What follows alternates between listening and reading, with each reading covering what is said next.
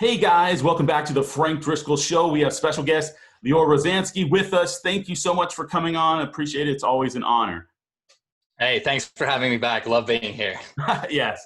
Now, for those of you who don't know don't know Lior, or if you haven't watched the first episode, so make sure you check it out. I'll put a link below for you guys. He absolutely kills it. This is a guy who does 20, 30 million plus, and is on the rise and growing his social media. He crushes it in investments, and he absolutely kills in the Boston area. But just want to have him back. He's doing so well. And kind of how are things going with COVID right now? Yeah, we're slowly starting to normalize over here in Boston. Everything's starting to open up. Business, the real estate brokerage game here is absolutely on fire. Things are flying left and right. So it's an interesting time right now. Oh, great. And yes, and we speak quite a bit. As I work with you. And one thing I think that we didn't touch on as much is just how dominant you are and really picking up spaces in the investment area. And I kind of wanted to focus that a little bit today. Can you talk to a little bit about what you're doing right now with either your clients or for yourself, or how are the investments been going out where you're at? Yeah, I actually jumped into real estate through the investing space before I even brokerage game. I bought my first multifamily when I was 1 year out of college. And basically I've been growing out a rental portfolio since. And, today in Boston, I own about 28 units, which is just about $9 million of real estate. I've got partners that we essentially raise money, do acquisitions, do all the operations and management. But yeah, it's a growing portfolio that is cash flowing, and we're continuing to grow it every single day. I mean, that's amazing. You're coming up almost 30 plus units, almost 10 million right now. Talk about that journey, about how you got into investing before you were in real estate, and then what causes the shift for you to want to become an agent to help others. I'd love to hear that. Yeah, it's fun.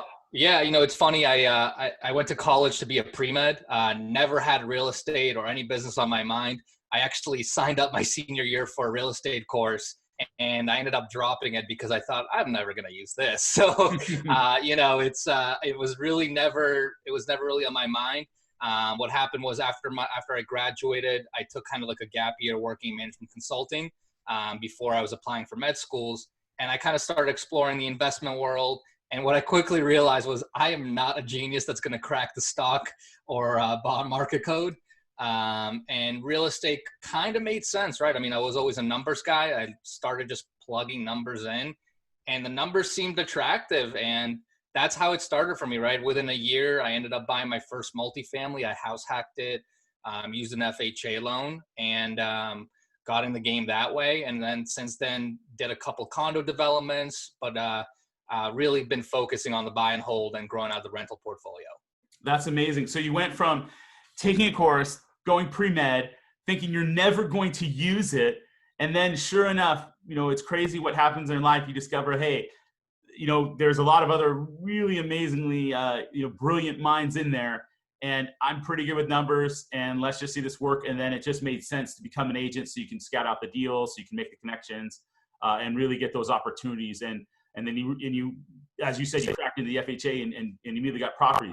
What kind of other investments have you done since then? So you talked about 28 of those units. Kind of describe what your ideal one you're looking for, or that you're always looking to buy for yourself or your investors.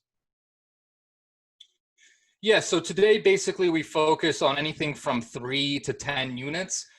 Again, it doesn't sound like a lot, but you got to remember, one of the most expensive markets in the country. So a 3 unit building here can. But yeah, so that's kind of our bread and butter. We do a lot of value add, which basically means we usually buy. It means that the property needs work. Sometimes we bought buildings that are in decent condition, but all the tenants are paying super low market rents. But basically, we're looking for anywhere where we can come in, improve the operations of the property, and thus improve the value, improve the cash flows. And that's kind of how we make money for ourselves, as well as our investors that invest with us on a regular deal. Perfect. And just real quick on that recap, as it just broke up for a second, on that 3 to 10 million, what's the price range usually you're looking at for these properties? Yeah, Boston, the markets we're looking with and that are super close to Boston, we're typically looking at anywhere from $200,000 to $300,000 per unit. So, a 3-unit building can be pretty close to $1 million. We recently closed on a 6-unit that was 1.6 million. So these are, even though the unit count isn't huge, the price tags here are pretty steep. I got it. Especially compared to other parts of the country where people are picking up a lot of units, but maybe not the same price ranges, right? So Right. tell us this, like you've been doing this a lot. I know you're crushing it on the real estate side as well. What are some tips for like average people if they were looking to get into this? What are some steps or things that you've learned that are some good tips for people right now to say, hey, this might be something that if you were recommending them to start out with something, kind of what would that be, like from what you've learned?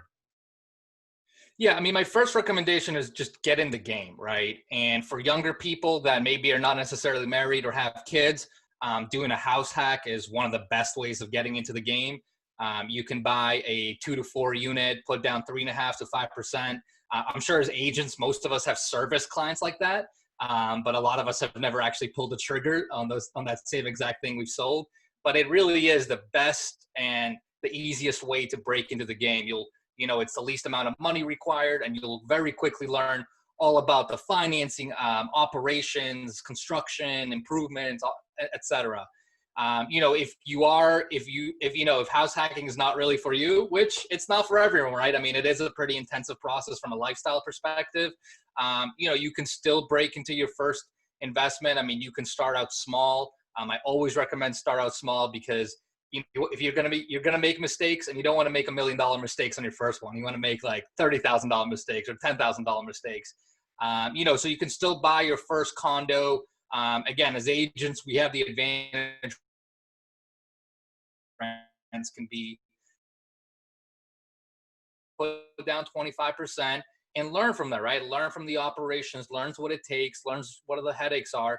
And from there, there's just, you're going to naturally find ways to progress, right? Whether it's connecting with other investors, connecting with other money partners, whatever it may be. But it's critical to get your foot in the game. Okay, so perfect. So just for people not 100% sure, I'm sure most of us are, but in house hacking, you're talking instead of just buying it just for you, buying it with right off the bat for other people to be making money on that rent to help make that payment, maybe even the whole thing. But you're taking a small risk and then building it up, and then by being in the game, you're going to learn over time, right? Progressively, and going. How long have you been doing this? And what are some of the other advice that you would do for people that maybe now have a few units under their belt, of what they should be doing the next step once they get kind of past that beginning step? Does that make sense? Yeah. So, I mean, I bought my first property in 2016. That's when I house hacked. Since then, it's obviously very hard to repeat that process over and over again, because you got to be able to refinance out of the FHA loan, right? Because you can only have one FHA loan at a time. So eventually, once you do it once or twice, you're going to get to the point where you're thinking, well, how do I do this over and over again? And what we've essentially done is followed the BRRR method. The BRRR method is called. And basically all you're doing, it's buy, you're gonna buy the property, you're gonna rehab the property, you're gonna rent the property, and then refinance, right? So basically what we do, for any acquisition today we take on, if I had to put the down payment from my pocket every single time, I'd be broke very quickly.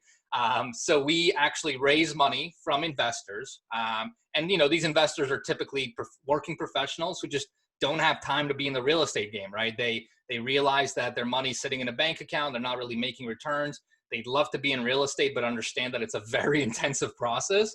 So it's a very good natural fit where they're the money partners. They give the money as the down payment. You are the operator. You do everything else, bring in the finance, and then you obviously do the execution and property management. Got it. So that's how we've been able to kind of do it over and over again. For someone just starting out and they're watching this and they're loving what you're saying, where would they be able to find these people? What are some tips to be able to find these investors, or how did you go about it in reaching out to these people to kind of come in with you? Yeah, I mean, there's a number of ways. I mean, number one, good old fashioned networking, right? I mean, I attend a bunch of networking events, bunch of different meetups all the time. And I just try to meet as many people as I could, right? You'd meet people that are interested in real estate. Not everyone that attends those meetups are necessarily an active investor. They want to learn the people that can really become quality, we call them silent partners. Other things we do now, now that we kind of have more of a business behind it, is we actually do a lot of branding and marketing behind our efforts, right? So we do a lot of social media where we really expose the whole process, what we do, and kind of put in creating a brand for ourselves to show investors that, hey, like these guys know what they're doing. If I invest my money with them, I feel comfortable knowing that they're going to make the right decisions, the right calls, especially in times like these, right? I mean, with COVID going on, there's a couple of projects we're finishing up where we have to kind of shift a little bit from original strategies. But investors have confidence in us. Once they know our track record, they see what we're doing. They have confidence that we can deliver and give them the best results. No, that's great. And I totally agree with your branding, marketing. I've seen you do a lot of events and just that successful track record. And then once you did that, you were telling me recently that you kind of came up with a course for other people that are listening if they want to try to take that first step. So kind of tell me, work through it, what caused you to come up with that, and what's that about? What's going on with that? Yes. So I've people asking me, well, like, how did you do that? How did you do this? How did you buy your first one? And it was a lot of just repetitive questions. So, over time, I kind of just put a lot of these thoughts together. So what we ended up doing is putting our first course, which is just how to break into your first investment property. Because again, you can have in the world, but nothing is happening with that. Is always the most psychologically challenging because you just never done it, right? So, that was kind of our first little course we did. And then since then, we've had people ask, like, how do you do that, right? How do you raise money? How do you go connect with investors, structure these deals together, right? How do you put operating agreements together, LLCs together, and do the construction management? I mean, these are all, things that we kind of learned through the School of Hard Knocks. And eventually we had so many people wanting to learn that we just came out naturally. Nice. So they're going to get all of the things that you wish you knew basically before you kind of got in this, all the things you've learned. Where would they go find that? Like if someone's watching right now, we'll put in the links below, but where would they go to find out more about this? Yeah. So our, we kind of call it our a little educational initiative. We called it Cash Flow Giants.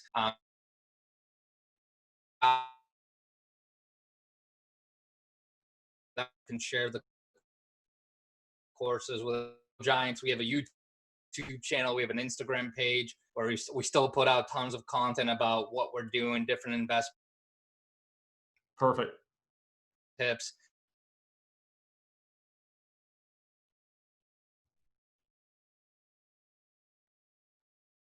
So just to repeat, because it broke up a little bit. So go to Cash Flow Giants, and that's where you can find out the information. Exactly. Yep. And that's for a basic one. You did talk about earlier a little bit about more advanced things. What things are you guys working to build out on the future for people, or what's coming out now or in the next few months as well? Yeah, so the beginning course about buying your first multi or your first investment property, that's out right now. What we did with like the BRR method and everything we're doing, we basically broken down into like very specific niche courses. So we cover we have one specific course for commercial financing. We have one specific course for investor private money. We have a specific course on construction management, a specific course on operations, property management. So we basically broke down every spoke of the business into its own course. And yeah, we're finishing up right now. They'll probably be live, I'd say sometime of August 2020. But yeah, they'll cover all the different spokes of the business that I wish I knew. I would have made a lot less mistakes if I had from day one. No, that's perfect. And guys, definitely check it out. I've been working with them, Lior, for a long time now. I mean, and I coach with him and help him, and he's mastered this game. I've watched him really come into his own, and I know intimately that he wants to do the right thing, that he really works hard, and that he really is amazing in this area. And it's really cool for you now to become, the master in this area and really upping your game and growth and creating all this. So please support him, give it a shot, take a look at it. That would be huge, because I know for sure that he does a great job on this. So we'll put the links below. And then just for final advice, for what will you do someone starting right now, besides going to your course and doing this, what would you say for someone that's listening that really, really wants to get in? What do you think is the #1 piece of advice to give to them right now? Yeah, I think the biggest piece of advice, and this is what I tell everyone, is, you know, a lot of people like to talk about real estate and all the good things that can happen when you invest in it. But I see so many people just get so trigger shy.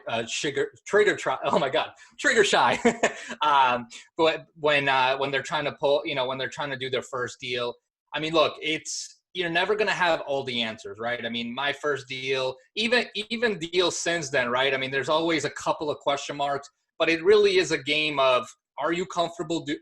Can you get comfortable enough where you think you can minimize all the risks and minimize any sort of major down plays? But at the end of the day, you got to be able to pull the trigger. You got to get into that first deal. You're never going to have all the answers. And sometimes that's okay, right? I mean, that is, sometimes you just kind of got to go with it and believe that you can figure it out as you go along. Well, I completely agree.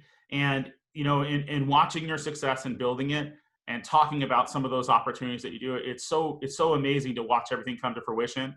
And I'm so happy that you've decided to kind of share those secrets a little bit with people and give some others a chance. So definitely reach out, hit Lior. I'll put the links below. Thank you so much for coming on it. And you have a wonderful rest of the week. All right. Thanks again, Lior. And thanks, guys. Make sure thanks, Frank. Subscribe, like and subscribe.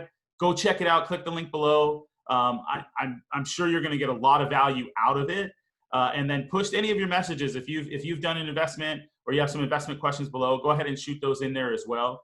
And we'll see if we can answer those or if he can reach out to you to help. All right, guys. Thank you so much, and take care and have a great rest of your week. Bye-bye.